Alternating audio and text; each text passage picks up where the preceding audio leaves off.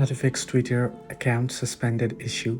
Well, to fix Twitter or X account suspended issue, first you can open up Twitter either on the web or on the application.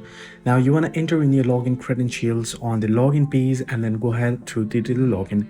Now here I'm logged in directly, but while you are on the login page, if your account is suspended, it'll show a prompt that your account has been suspended, right?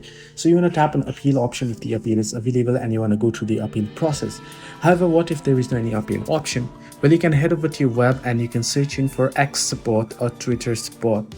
Then you want to head over to the support page, right, and contact us page, and you can see regain access option as well. You can head directly or you can head into locked in suspended account and now go to the prompts to find the reasons and go to the login. So you can see login option, go through the login, and if you have an appeal option, you can appeal it. If not, you can select another option and go to the prompts to contact the support that your account was suspended and that it was unfairly suspended and you want to prove your points as well. Hope this video was helpful. To like and subscribe as well.